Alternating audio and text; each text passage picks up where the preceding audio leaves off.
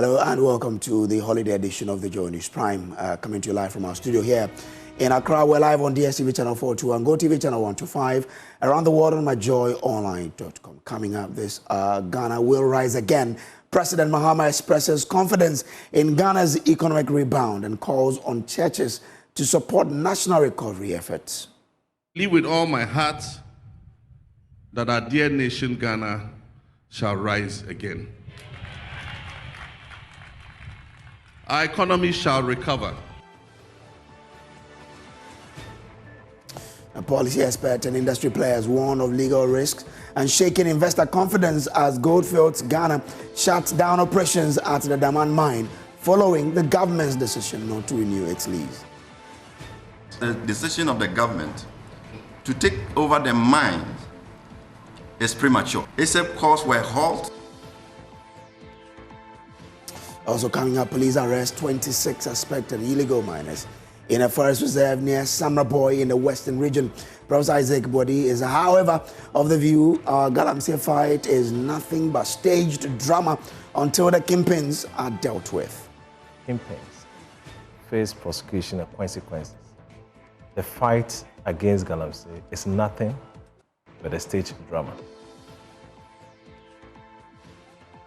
We'll also tell you about the maiden edition of Ashanti Festival, spearheaded by the Regional Coordinating Council as it enters its peak this Easter weekend as residents of Kumasi gear up to participate in fun-filled activities.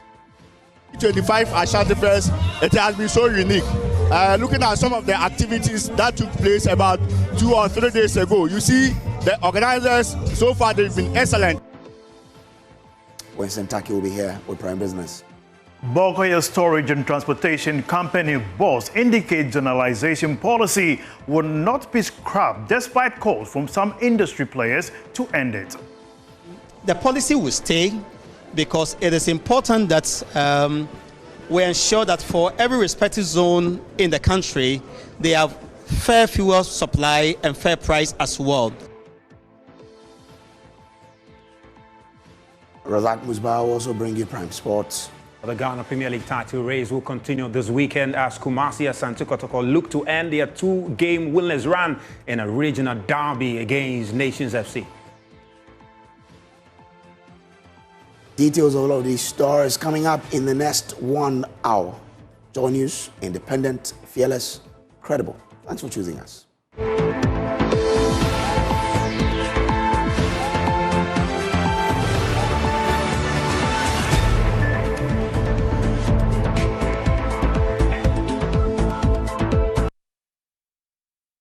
Well, President John Dramani Mahama says he is confident the Ghanaian economy will recover. Speaking at the Good Friday service of the Lighthouse Ministry International, he called for collective support from all sectors, including churches and faith-based organizations, to help drive the nation's turnaround. Citing scripture, the former president affirmed that no matter how difficult the journey, his party remains committed to working towards Ghana's economic revival. As believers, we know that the story of Christ did not end on the cross. The story continues to the empty tomb. And that gives us hope, not just for today, but for eternity. And it says in Romans 8:11, and I quote, "If the spirit of him who raised Jesus from the dead dwells in you, he who raised Christ from the dead will also give life to your mortal bodies through his spirit who dwells in you." And so let us let the spirit of him who raised Jesus dwell in us so that it will give life to our mortal bodies. My brothers and sisters in Christ, that same resurrection power lives in all of us. And with that power, we can rise above discouragement, above hardship, and above fear.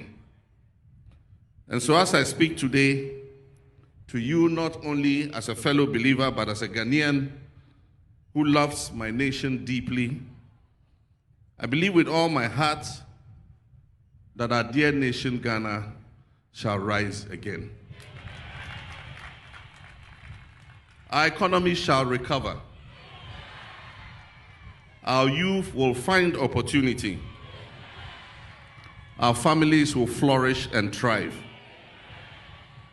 But that restoration will require that all of us, government, churches, businesses, communities, work together in unity and in truth. After 3 decades of gold production, the diamond mine is shutting down.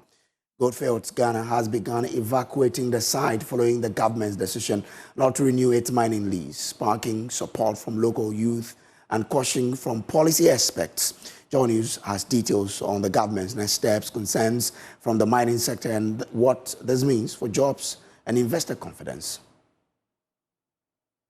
Goldfields Ghana Limited has begun evacuating its Damine mine site as it prepares to cease operations. This follows the government's decision not to renew the company's mining lease after 3 decades of activity. JoyNews' checks at the Minerals Commission confirm that the South African mining giant failed to meet key requirements needed for the lease extension. Speaking on PM Express on Thursday, Deputy CEO of the Minerals Commission, Isaac Andrews Tando, dismissed suggestions that government is pursuing an anti-investor policy in the mining sector. Sure, and but I beg to disagree.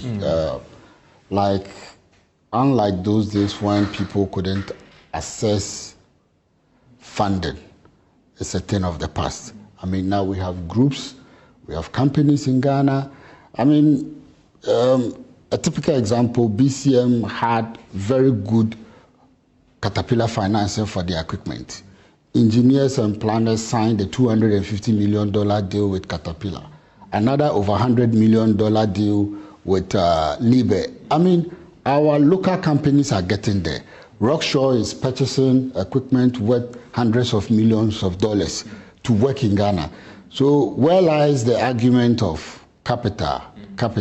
In any case, there have been a lot of money is actually leaving the country, and that is a concern. Let me tell you, after giving the 30-year lease to Goldfields, government even bettered the situation for them by giving them a development agreement. Meanwhile, youth in Daman have declared their support for the government's decision. Goldfields, a point of the Afasono, and Yadia between an Juma where Habim. And he said 25 years away, Juma Hanu.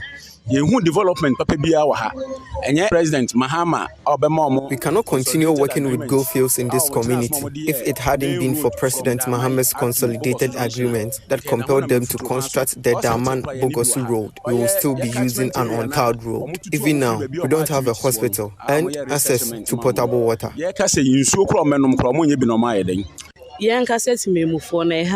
Especially Mbano. They don't offer us any meaningful employment, even though we are qualified. I am a trained excavator operator, but they demand 10 years of experience. If you don't give me the opportunity, how do I gain the experience? But say Jumani by a sure say 10 years experience. As a one family experience. The government is expected to officially take over the Daman mine in the western region today. Authorities say all employees at the site will be retained by the state and the new operators. This assurance was given by Deputy Minerals Commission CEO Isaac Tando on PM Express Business Edition. After Friday, and again, you give the numbers 300. Yeah. What happens to those 300 people? What happens to in the Adjoa Mansa, who is a in the interim, they would work for the government of Ghana. I've already had a long-standing discussion with Ghana Commercial Bank. We put it in place. If it goes this way, everybody is protected. In all this conversation, all that I've been trying to tell you right from the beginning is the interest of Ghana. So I am not going to do anything there that affects the Ghanaian who is working in there. It's his interest, that's why I'm fighting. So it doesn't make sense to try and get them out and what. So we are putting all sorts of arrangements, and we want to assure the people of Ghana that the people will be well treated and even start the work and increase whatever we are doing and be able to pick more people and benefit Ghana.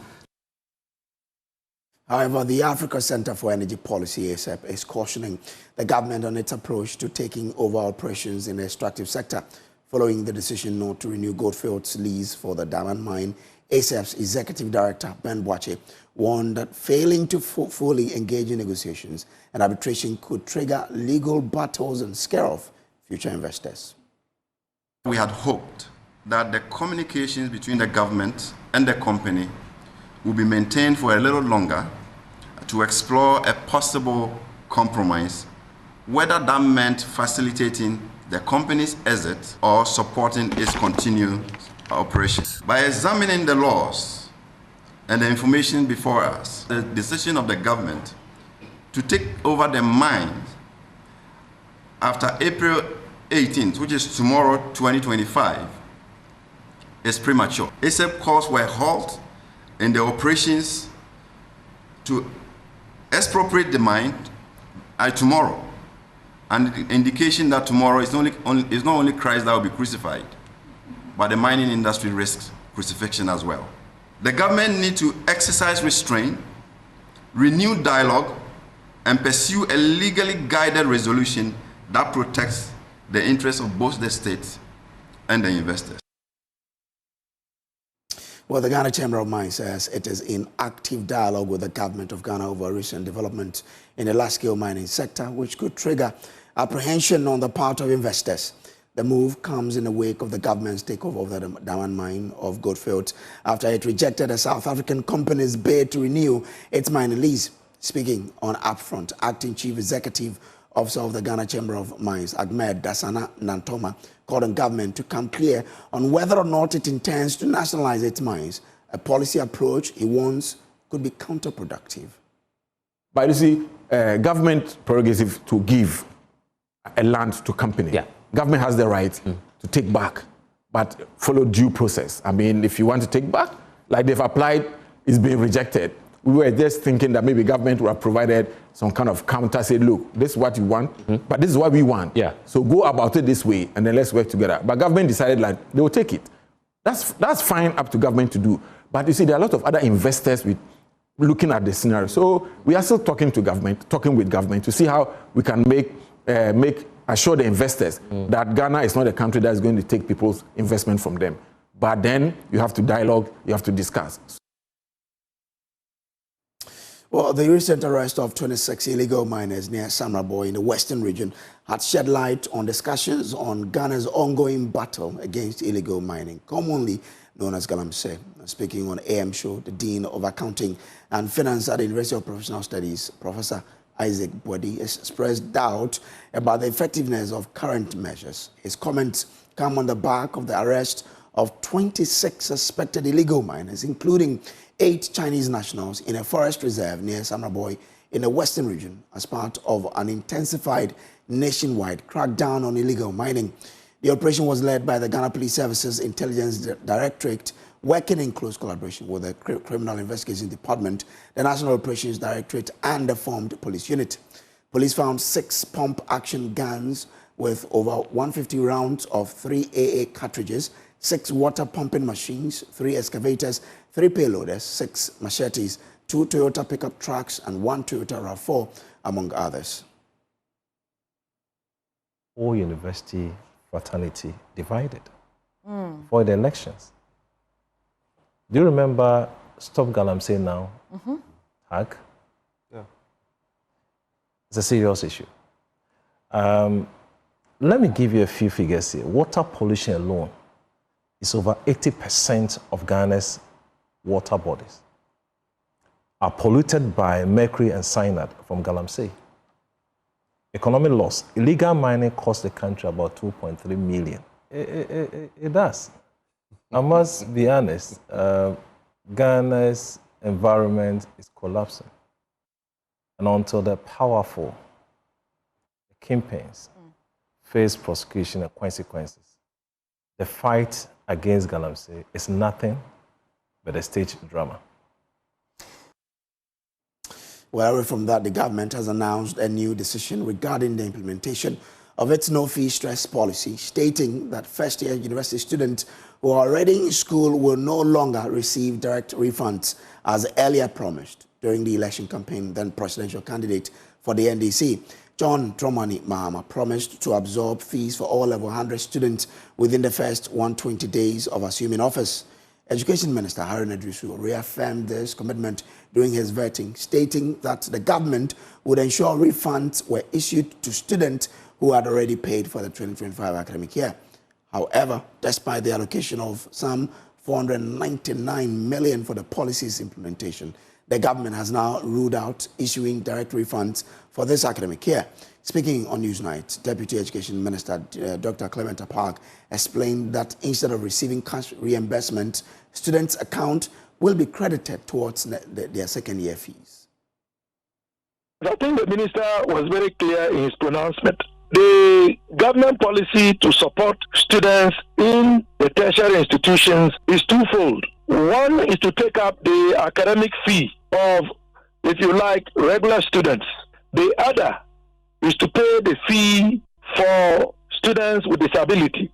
What I know, which is what the minister has said, is that that commitment is being fulfilled. I say it's being fulfilled because as at the time students were reporting to school, the John Dramani Mahama-led NDC government had not yet presented a budget. It had not been approved.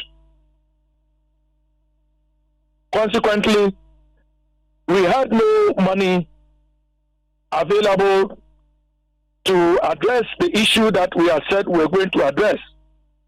Now, what I know is this. Because the same students are going to be continuing, rather than the fiscal reimbursement, going forward, as they go into their second year, what should have come to them to defer their academic fee for the first year will become a credit, which would then mean that as they go to second year, they wouldn't have to pay. The monies will never go to students directly. It is going to go to the universities on the basis of calculations in terms of the numbers and the amounts having been arrived at between GTEC, the Ghana Tertiary Education Commission, which is mandated to superintend over tertiary education in Ghana, and the Student Loan Trust. So it will be directly remitted to the universities or tertiary institutions on behalf of the students. Well, Ashanti Regional Minister Dr. Frank Amokwene has revealed that discussions are currently underway to relocate the Kumasi Central prisons. The move forms part of broader effort to decongest both the city and overcrowded prison facility. This follows a recent visit by the Minister for Interior, Muntaka Mubarak, during which the extent of congestion and related health challenges at the prison were brought to light. Built to accommodate 500 inmates, the Kumasi Central Prison is now holding over 1,700 inmates. Dr. Amokwene confirmed that while the matter has not yet been officially tabled before the president, initial conversations have already begun. Thankfully, before today, the Honorable Interior Minister was here. We held an extensive discussion on some of the challenges as faced by inmates and prison officers here at the Kumasi Central Prison and also as a region. We discussed, among others, plans to be able to decongest the prison, which is key in making sure that we provide a very conducive environment for your work. Additional things that have come up is a possible relocation of the central prisons so that we can have adequate land space and be able to, as it were, free the city and be able to, as it were, decongest the central prisons. These discussions are still ongoing, and His Excellency the President definitely would have a say on that, and we'll be sure what we want to do so far as the central prisons are concerned. Well, all is set for the second edition of the Kwahu Business Forum, scheduled to take place from tomorrow through to Sunday at the Emprayaso Social Center in the Kwahu South District of the Eastern Region. This year's event, themed, quote, the future of business, the role of the financial sector, unquote, is designed as a platform for dialogue between financial institutions and private sector players. As part of activities marking the Kwahu Easter festival, JoyNews can confirm that preparations are far advanced for the forum to commence. Benjamin Suman, a member of the organizing committee, spoke to the media ahead of the official opening. The gates are open at 9. The president arrives just before 10. There will be some traditional ceremony before he enters the exhibition center and then the auditorium. After the welcome address by the chief of staff, the president will officially open the forum and then presentations from the various CEOs of the banks. We will not have lunch. We will have coffee breaks, and then we will have networking sessions throughout the day. Networking. So this program has lots of break points that we are going to have coffee breaks where the business community and the CEOs of the banks can sit and having some chops and interacting. Then there will be networking sessions where they are supposed to be without any chops, but move straight into talking and knowing what the businessman wants and how they can also come in to assist the businessman. So that is what will happen tomorrow. Now, the forum will spotlight investment opportunities and explore policy interventions aimed at strengthening a competitive business environment. Benjamin Suman noted that the response from the business community has been overwhelming, with a significant number of players expressing interest in participating. As of now, the website for the booking of tickets to the program has been suspended. We suspended it about 4 days ago because we've been oversubscribed. The space, allowed space within the auditorium has already been swallowed up by people booking their tickets. We've had to adjust to introduce makeshift, seating arrangements just to help the cause. So we know that tomorrow and Sunday, the forum is oversubscribed. But it gives us a lesson that next year we may have to expand the co-business forum than what it is now. We may have to do a 2-day event in order to cater for the high interest of businesses. Some banks called us late as yesterday just to have an opportunity to be at the exhibition center and participate in the forum of engaging genuine businessmen. These are not fraudsters. These are genuine businessmen. These are people who have businesses that when you give them a facility, a loan facility, they will be able to use the money, deploy it well, and pay you back. Now, Lorinda Soriano, head of business and marketing at Ayuda, is calling for more targeted interventions to tackle Ghana's rising unemployment rate. Speaking at the launch of the Ayuda app, she emphasized the need for stronger partnerships between government and the private sector to equip the youth with relevant skills for the evolving job market. Stephen Mensah's report right to you. Poverty levels in Ghana are on the rise. According to the latest multi-dimensional poverty report by the Ghana Statistical Service, 7.3 million Ghanaians, representing 24.3% of households, are classified as multi-dimensionally poor. This signals a concerning decline in national living standards. At the launch of the Ayuda app, Lorinda Soriano, head of business and marketing at Ayuda, stressed the importance of leveraging technology to combat unemployment, especially among the youth. I mean, where the world is now, we are in a digital space, so we want everything to be on the digital space. We don't want the situation you are out of school or you are out of your technical institution and you are home. I mean, once you have the expertise, you have the capabilities, you can work. You can work for yourself. You don't need to be employed by a company before you start, getting money at the end of the month. So we believe in you empowering yourself. The newly launched Ayuda app is designed as an all-in-one platform connecting users to artisans, offering essential services like plumbing, carpentry, and electrical repairs. Vanessa Barr-Williams, head of customer services at Ayuda, says the platform has the potential to make a real impact on unemployment figures. So with this app, it caters to people of all walks of life, So if you are a student, you can sign up on the platform. So it can be a part-time work for you if you already have something that you are doing. So it's going to cater to unemployment. So if you have nothing doing, you can use it as a full-time business, or if you have something doing, you can also use it as a part-time business to support you as and when service requests are made on the app. With joblessness at an all-time high, experts continue to advocate technology-driven solutions and targeted policies that address the root causes of multidimensional poverty. Stephen Mensah's report read to you. You're so watching JoyNews Prime. We'll take a break here. I'll be back with more. To stay.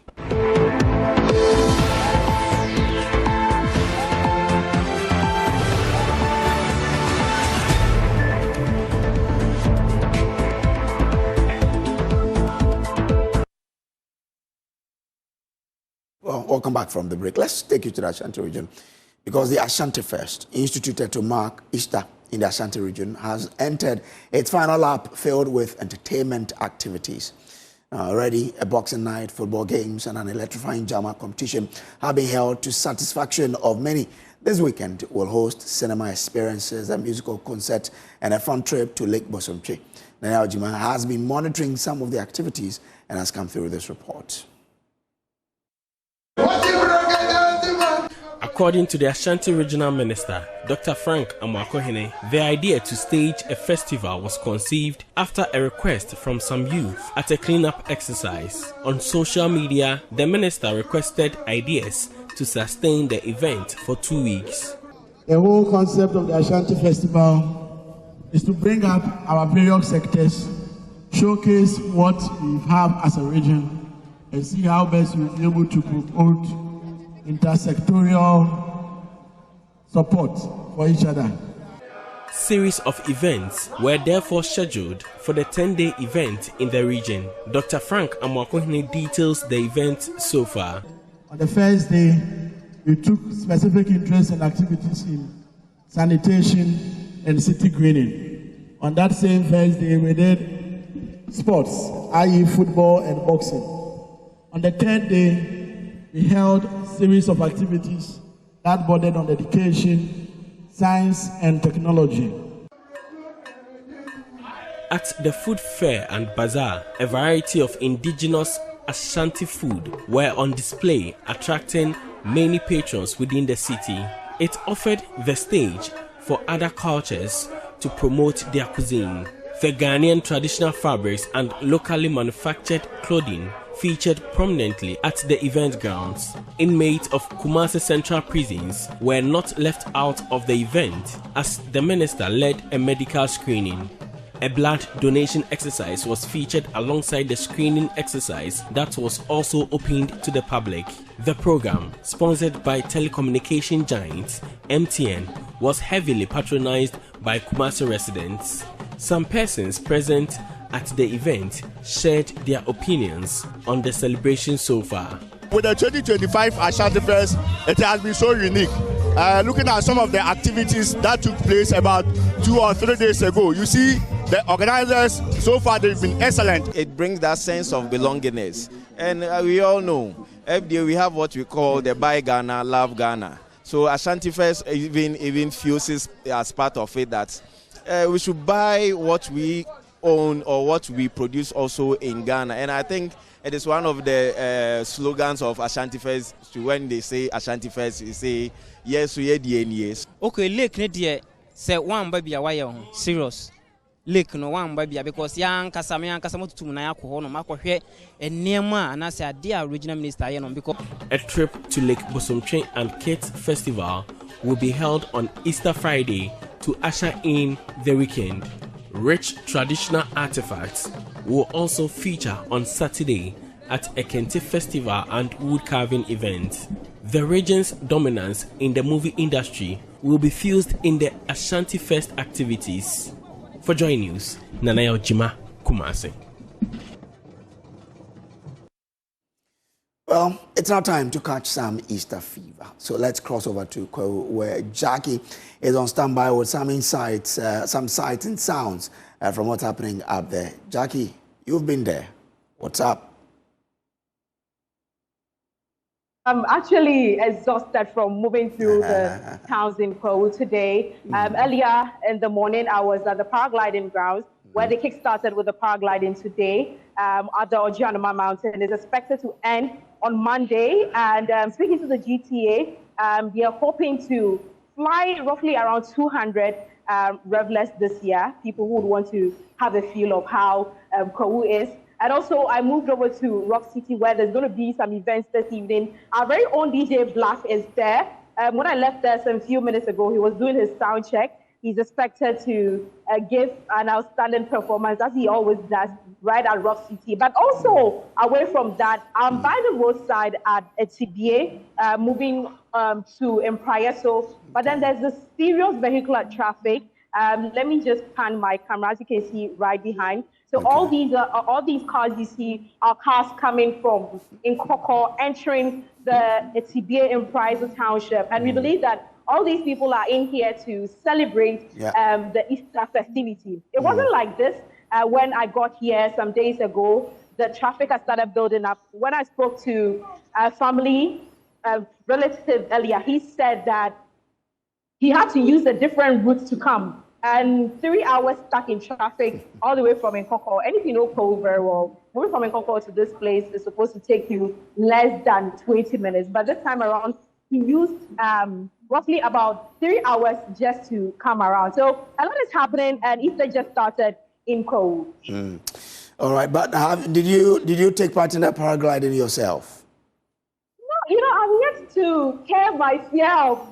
Height, and because it's actually scary up there, but it looks beautiful because I stood there for about 5 hours just observing people get closer to the cliff and just take a flight up in the skies. And standing up there is really beautiful. I'm hoping that if the upcoming days, if I cure my fear of heights, probably I'll definitely take my flight. I'll let you know. Okay, and I guess you're going to pass by the Adum Park as well, so you get to see what's happening. I was also there earlier, Pedro Grace, and they were also setting up the place with a lot of patrons. I was in the street of Obami. I've actually had fun today. I think I've moved to a lot of places. Also went to Kwahu where there's a waterfall and all that, just to have the feel of how the Easter in Kwahu is like.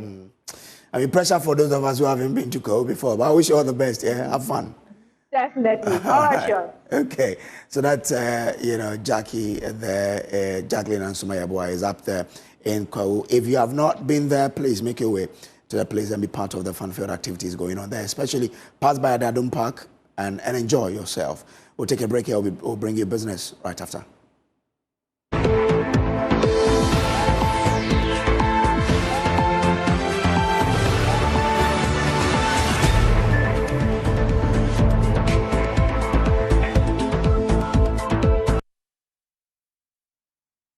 Good evening and welcome to the business segment. My name is Winston Taki, and now to our first business story. The technical advisor at the Bulk Oil Storage and Transportation Company, BOST, Nana Amwesi VII, has affirmed that the zonalization policy will not be scrapped despite calls from some industry players to end it. Under the current zonalization policy, oil marketing companies are restricted from transporting fuel across the zones.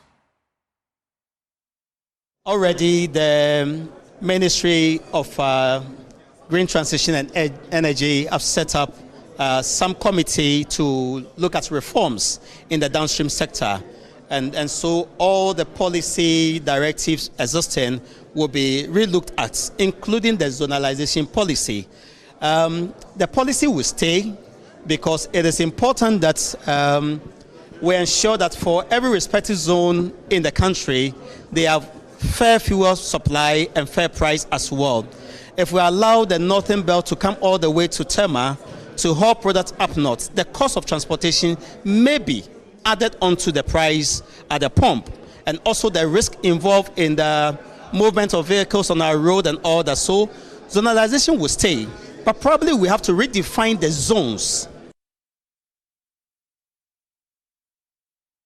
Now, the government's Feed Ghana initiative has sparked a wave of optimism in Pro-East and West enclaves, where local authorities are arming farmers with cutting-edge tools and radical vision to transform subsistence plots into engines of prosperity. With pepper growers leading the charge and agricultural officials predicting transformation, this flagship program could push the district into becoming the blueprint for Ghana's food future. My colleague Anna Sabit has more in this report. Ghana's fight against poverty and food insecurity took a bold step forward with the launch of the Feed Ghana program by the President, His Excellency John Dramani Mahama, early this week. The initiative was heavily welcomed by the people of the Kwahu East enclave, with farmers and experts describing it as a game changer. For the people of the Kwahu East and West districts, this flagship program will help tackle poverty headfirst by boosting agricultural productivity. Member of Parliament for Kwahu East, Emmanuel Kwaku expressed gratitude to His Excellency the President for the move. Feed Ghana for Kwahu East, the large acreage of land is enough for us to say that we are part of this project. The farm centers are also going to help reignite the passion for the young ones who are coming from the universities, the young ones who want to make farming as their passion. The farm centers are there to support the young ones, and I believe this is a project in the right direction. With the initiative also focusing on tackling irrigation to enable an all-year-round farming, Emmanuel Buam is optimistic that the Volta Lake will help make this dream a reality.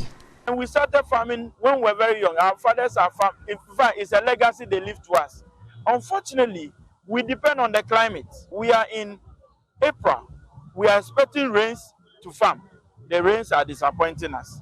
So with the emergence of the irrigation, we believe that we can do all year round farming, all year round, because the lake is just by us.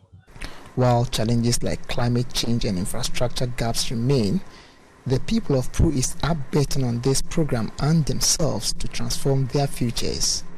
Namdi Jahabu is the District Director of Agriculture. The challenge that we have is normally the resources, the input, and then maybe sometimes the machines. And Feed Ghana, as it was rightly stated, is coming in at the right time to provide all those resources to the farmers to be able to do the farming work the way it's supposed to be done. Member of Parliament for Kwahu West, Emmanuel Kofi Ntekuni, on the other hand, charged his constituents to take advantage of the policy to help boost production in the area. It's going to be an intentional policy, and that's what he has done. Very intentional policy to increase food production for consumption, for exports, for reservation, and to feed industries. He intends to attract investors to the constituency and admonishes for the establishment of storage facilities to help cut losses. Now, what I will be seeking for is the storage facilities for these crops. They are perishable. So investors can also come in here and then build storage facilities, and we see in a modern way of preserving these crops so that they can last for us. More than 50 vegetable farmers from the Kwahu East district who graced the occasion expressed gratitude for the initiative and are optimistic that the move will help eradicate poverty across the area. Because Lord Buam said, Obebuaye. Now, Opebremu, Yatima draw any few, Omudi Sonobe fast as Simne Yatima do Pebremu. Now, boy, Nanya Bibika crash it. Asem Papa no. Yania Jipa say Yaba program. Anna Sabit, JoyNews, Teachman.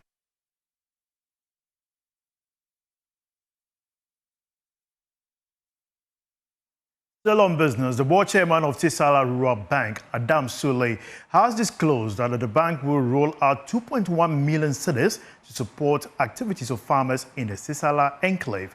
He said the bank, being a community bank, knows the needs of the community and has seen that the lives of the people revolve around farming.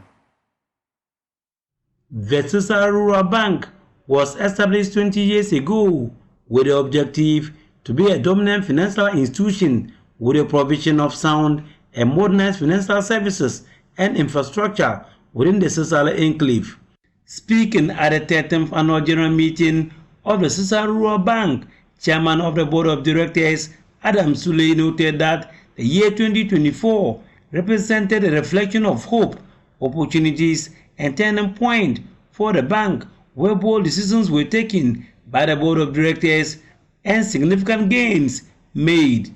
Adam Sule was satisfied with the performance of the bank, which recovered from a negative 800,000 Ghana cedis loss to a profit of 78,000 Ghana cedis, which he said is worth celebrating. The narrative is looking very good, very promising. I'm sure we are creating a lot of excitement today. From where the bank is today is unimaginable. To have started from a loss position of about negative 800,000, moved it in 2023, closing the gap by about 50% to about negative 400,000, and posting a profit of 70,000. 2024, that definitely it's something that is worth celebrating. Yeah. Business, my name is Winston Taki. We have more news for you after this break. Stay tuned.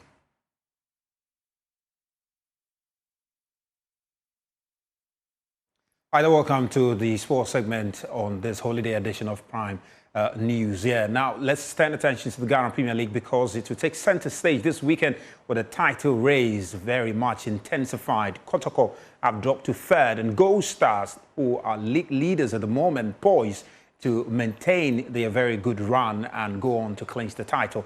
Let's bring you what will be happening this weekend across the various league centers. And Kotoko, there will be an action. The Dr. Kwame Che Sports Complex against Nations FC is going to be a regional derby. We'll bring you the fixtures very shortly. But Hearts Folk are also in action. The Accra Sports Stadium against Karela United.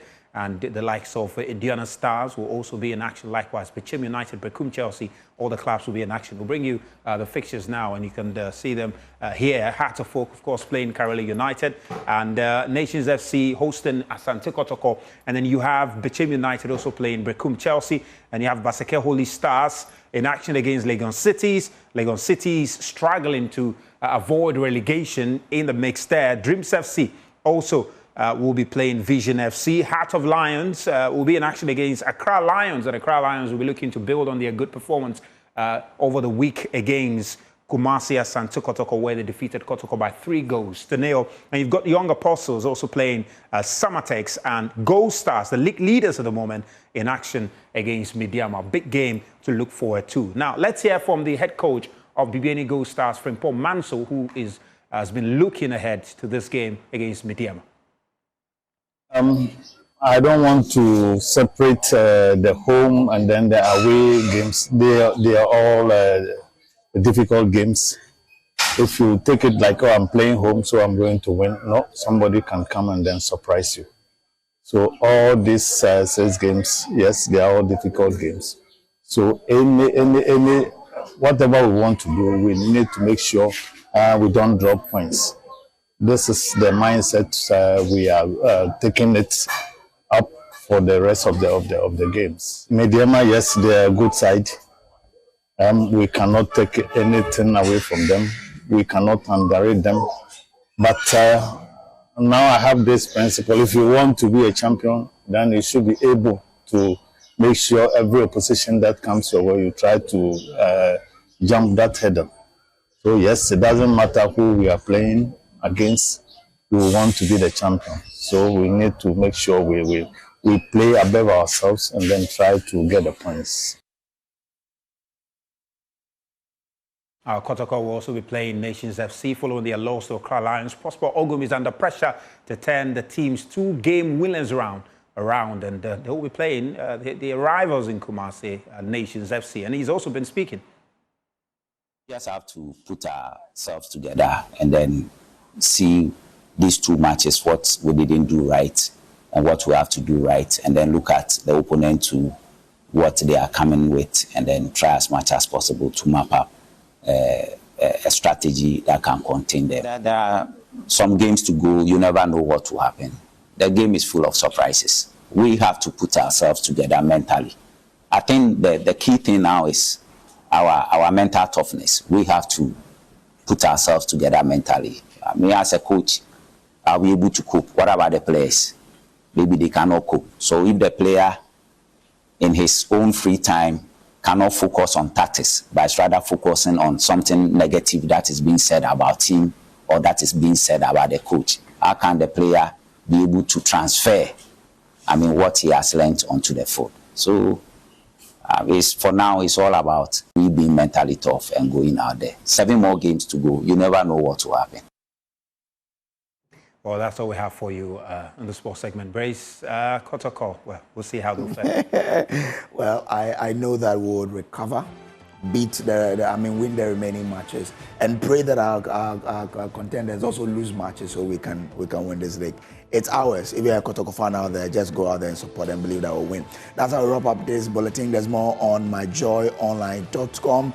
But I'll urge you that you support Kotoko for us to win. I don't know the team you support anyway, but Kotoko is winning. Yeah, what team? We wish them well. Which team? Which team do you support, yeah? All right, okay. Thank you for being a part of us. Do enjoy your Easter. Thanks for joining us.